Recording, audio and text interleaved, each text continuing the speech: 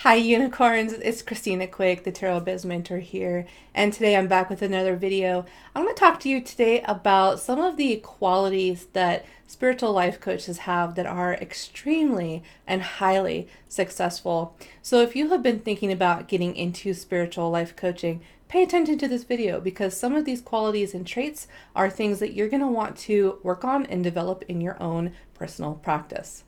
So the first one that I would like to talk about today is that spiritual life coaches who are really successful are helpers. They find joy in helping people. They also genuinely want to be of service. They want to make a difference in the world. And so spiritual life coaches are people who live and breathe and want to just help people. They have this fundamental desire. It's almost kind of like a compulsion that they want to help people. Number two, they are leaders. So leaders aren't people that look at a problem and wonder who else is going to fix it. Leaders are the people that kind of take it upon themselves to figure out, how can I fix this? Or what can I do to make this better? So as a spiritual life coach, people will be looking to you to help them solve their problems. They'll also be looking to you to help guide them through difficult situations. If they could have done these things on their own, chances are they would have. So they're looking to hire someone like you who will help them, help lead and guide them through these difficult situations and will help them by taking charge. Number three, spiritual life coaches who are successful are also authentic. Authenticity is a word that is really thrown around a lot in this industry, and it's a really great word. And I actually love listening to people talk about authenticity and what it means for their spiritual coaching practice. Now, I'm going to talk about two ways that authenticity is really important for becoming really successful as a spiritual life coach. But there's other ways that authenticity can also be talked about as well. For the purpose of this video, I'm going to talk about authenticity as in you are someone who walks their talk.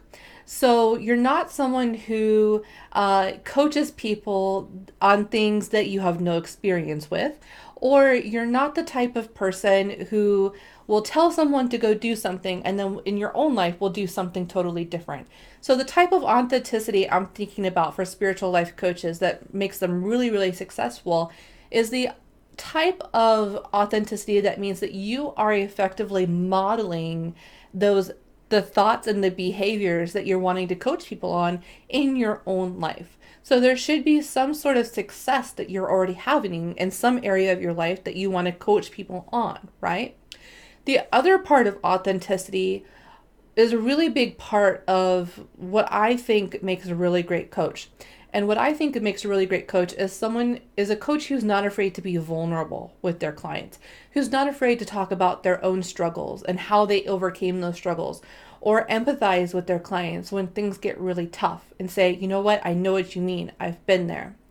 So there's this kind of idea out there that to be a spiritual life coach means that you can't show people that you have bad days or that you can't, admit to having your own struggles and your own problems. And I think that's a really negative situation for you to be in because it's not authentic.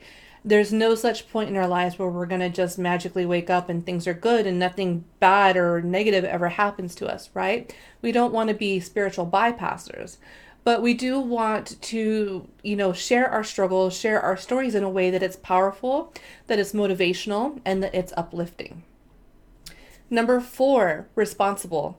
So spiritual life coaches that are highly successful are also highly responsible, right? So spiritual life coaches have to be responsible. They have to be the type of people that can create and even show up to their own schedule of people. You have to be able to maintain your schedule, maintain appointments, show up for your speaking engagements, deliver on promises that you've committed to, right?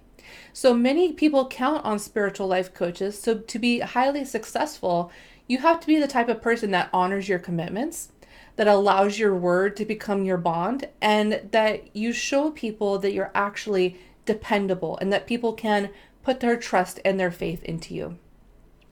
Number five, you have to be motivated. Just like being authentic and just like being responsible, to be a successful spiritual life coach, you have to be motivated to set and actually meet your own goals, right? You have to be motivated to show up to your business. You have to be motivated to market your services. You have to show up and build your business even when nobody's knocking on the door, until that they are actually, wanting to schedule you. The motivation has to come from a deep place inside of you that knows this is your divine life purpose and that failure is not an option. Number 6, so compassion. To be a spiritual life coach, you have to be compassionate. Compassion is arguably the most important trait that a highly successful spiritual life coach has. And when you hold space for people, when you are on the phone with people, or whether you're in video with people, or however you're meeting with people, however you tend to coach them, you're holding space. You're holding space for that person. And they're going to be sharing a lot of secrets with you, a lot of their quote unquote negative kind of aspects to their thinking patterns, or the negative sort of behaviors that they have. And they will be looking at you to maintain that safe space without judgment, without condescending them. So compassion is so, so important. And if you have compassion, people are going to trust you. They're going to feel like they can share with you. And you're going to find that your sessions will be deeper and more profound and more meaningful. And finally, number 7, patience. Patience is also extremely important as a spiritual life coach, because the reality is that clients move at their own speed. They move at the speed at which they can. They're always doing their best, right? And remember, you know what you're doing.